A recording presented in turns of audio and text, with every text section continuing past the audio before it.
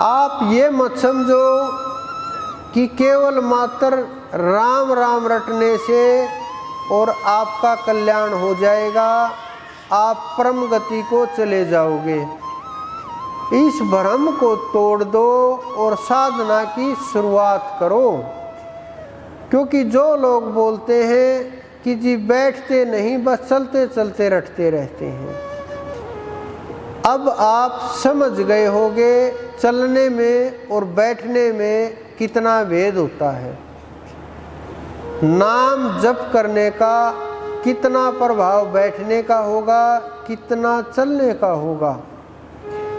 क्योंकि बैठने का जो प्रभाव होगा वो उसका कोई ताकत और जोड़ है नहीं।